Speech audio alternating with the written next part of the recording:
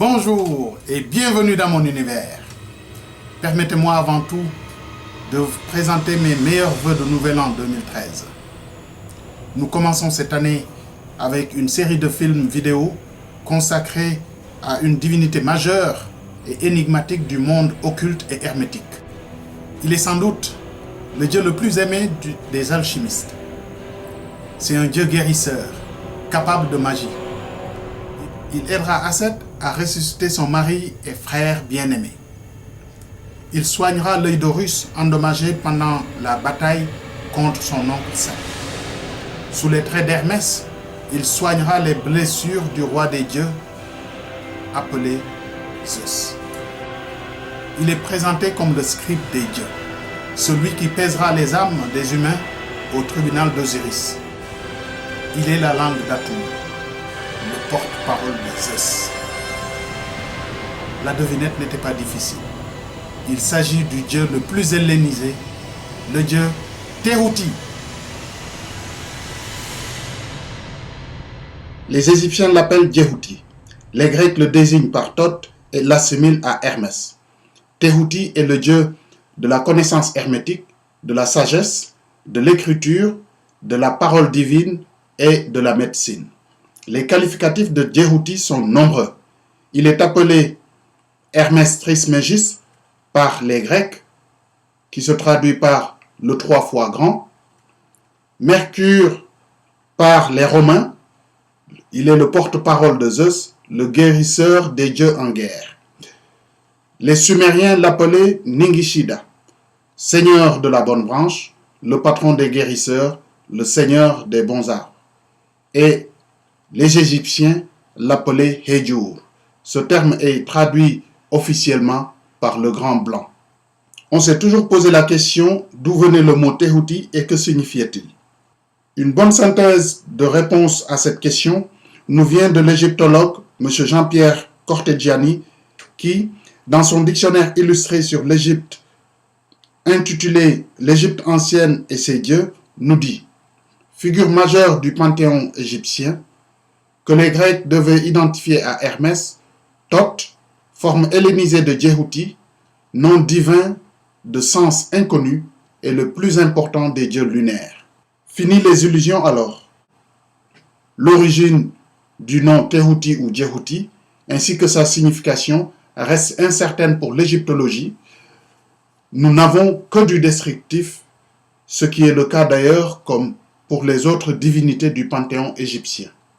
Dans ce cas, tournons-nous comme à l'accoutumée vers l'Afrique en questionnant la langue sérère. Pour cela, comme d'habitude, décomposons Tehuti en deux termes simples, terre, outil. Occupons-nous d'abord de la première partie, terre. Terre signifie le bois, ou tout simplement le remède, les médicaments. Il faut savoir que terre vient de l'arbre que l'on nommera Ndahar et son pluriel donnera Tahar. Quand nous savons de quel arbre il s'agit, alors on dira Taharka ou Taharke. Maintenant, voyons ce qu'il en est de la partie outil. C'est un mot qui contient le radical out et très riche en signification. Utilisé comme substantif, out signifie une réaction cutanée, un enflement de la peau. Utilisé comme verbe, nous avons deux significations possibles. La première exprime l'action de déterrer quelque chose. Par exemple, la récolte des arachides se dira en sérère out atia. Le deuxième sens de ce verbe exprime la sortie d'un astre.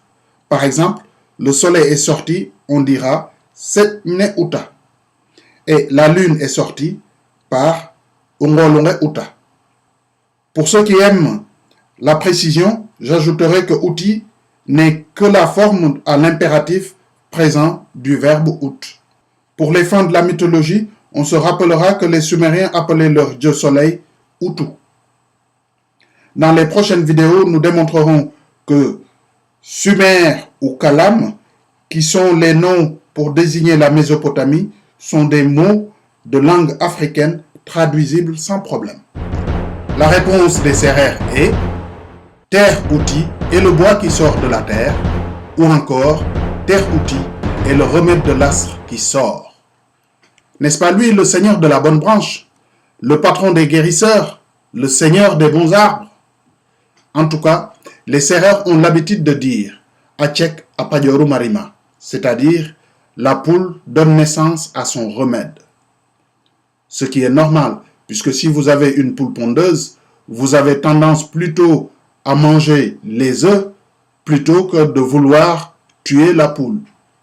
Donc, Tehuti est bien le fils de la lumière, du savoir. Donc, l'origine de Tehuti est bien certaine et africaine. Comment m'assurer de la bonne traduction? Eh bien, c'est très simple. Nous allons nous appuyer sur un texte d'Edfou qui a été rapporté par Wikipédia, nous racontant la naissance du dieu Thoth. Nous pouvons lire « Au sein de l'océan primordial, apparut la terre émergée. Sur celle-ci, les 8 vinrent à l'existence. Ils firent apparaître un lotus, d'où sortirait assimilé à chou. Puis vint un bouton de lotus, d'où émergea une naine auxiliaire féminine nécessaire que Ré vit et désira. De leur union naquit Thoth qui créa le monde par le Verbe. » On ne peut pas trouver plus clair. Tehuti est bien le fils de Ré, l'astre qui sort de la terre. Remarquons certains faits. Quand les Sérères disent terre, les Wolofs diront bant pour désigner le bois, mais diront aussi garab pour désigner le remède. Mais en même temps, le mot garab veut dire arbre, tahar. Donc, tahar est le remède. En même temps, il est l'arbre. En terre africaine, le bois est sacré. Beaucoup d'amulettes sont en bois. Les cérémonies initiatiques se tiennent dans les bois. La médecine africaine est basée essentiellement sur les plantes. Les Wolofs comptent leurs enfants en disant les bouts de bois de Dieu, Bantumam Yalla. L'arbre nourrit, soigne et protège. Il est le symbole de la vie, de l'immortalité. Et là, nous comprenons pourquoi la femme est appelée l'arbre de la vie, puisque c'est elle qui donne naissance. Maintenant, qui est Hermès et que signifie ce nom? Normalement, on aurait dit c'est une question insensée puisque Hermès est un mot grec. C'est ce que nous allons voir. Si les Grecs ont assimilé Djehuti à Hermès, dans ce cas-là, on ne devrait pas tomber loin de la signification sérère. En effet, en observant les coins mystiques des sérères, nous voyons du bois qui sont des bouts de pilon qui sortent de la terre et sur lesquels on déverse du lait pour honorer les ancêtres, les bons esprits et pour soigner des maladies avec ce qu'on pourrait comprendre dans la pensée occidentale comme étant de la magie noire. Eh bien, ces coins mystiques s'appellent Haram.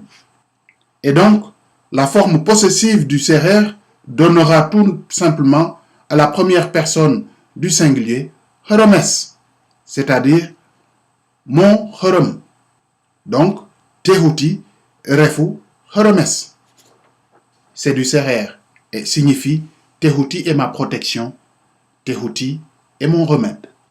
Rappelons-nous tout simplement que Hermès est lié à la magie, à cette magie noire, est lié à l'alchimie. Ce mot alchimie viendrait de alchamia, arabe. Eh bien, posez-vous la question, est-ce que c'est vraiment l'origine de alchimie? Car, bien évidemment, c'est les Arabes qui l'ont apporté dans la civilisation occidentale, mais il n'est pas dit que cette notion vient de l'Arabie. Car, à côté de Haram, vous avez Kham.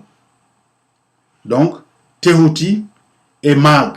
Il est le patron des alchimistes, car Haram est associé à Khamia, c'est-à-dire des mixtures mystiques qui servent à soigner, à protéger. En plus, nous savons qu'une des villes de culte d'Hermès était Hermopolis Magna, qui est le nom grec. Son nom égyptien était Héménou. De toute façon, nous reviendrons sur le mot Héménou dans les parties à venir consacrées au dieu Hermès. Pour le moment, nous allons nous concentrer sur Tehuti et Hemagna, c'est-à-dire le plus âgé ou le plus grand. Donc, rien de plus simple de comprendre que sa ville s'appelle Hermopolis Magna. Dans le même sens, nous pouvons dire aussi que Tehuti est Hemagutadik, c'est-à-dire que Tehuti est plus ancien que la triade, c'est-à-dire le Père, le Fils et la Mère. Car c'est lui qui a gagné les jours épagomènes. Attardons-nous un tout petit peu sur les jours épagomènes et le calendrier lunaire. En effet, en Sérère, la lune et le mois se disent Ngol, en Wolof, Wer et en Peul, Leuru. Nous avons aussi la même structure grammaticale pour désigner la fin de mois, c'est-à-dire la mort de la lune. Ngol Khonu, Werwude ou Leurumai. Le mot 30 se dira en sérère Kharbahay Tadik, signifiant 10, 3 fois. Et en Wolof, Faniwer, c'est-à-dire les jours du mois. Et en Peul, Chapantati, c'est-à-dire 10, 3 fois. Donc, nous pouvons aisément conclure qu'un mois lunaire, selon nos langues, est égal à 30 jours, 10, 3 fois. Wikipédia nous confirme que le mois synodique est la durée la plus courante pour exprimer un cycle lunaire qui correspond à la lunaison, c'est-à-dire l'intervalle entre deux nouvelles lunes consécutives. Il vaut environ 29 jours 53. Faites le calcul. 29 jours 53 est plus proche de 30 que de 28. Ce qui explique bien pourquoi on opérait en Égypte ancienne une année de 30 jours fois 12, c'est-à-dire 360 jours. Selon la légende égyptienne, c'est Thoth qui a gagné les 5 jours permettant la naissance des dieux issus de Geb et Nout.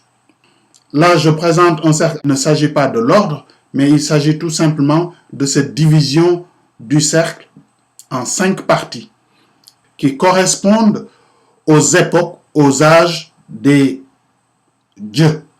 Donc, pour mieux comprendre la légende d'Osiris, pour que Seth puisse régner, il a fallu 72 complices qui représentent les degrés de son âge pour combattre Osiris et prendre le dessus. Sachant que ce qui est infiniment petit correspond à ce qui est infiniment grand, en divisant 72 une fois par 5, nous arrivons à 14 et poussière. Et c'est pour cette raison d'ailleurs, on a retrouvé 13 parties, mais on n'a pas retrouvé la 14e partie qui contient cette poussière.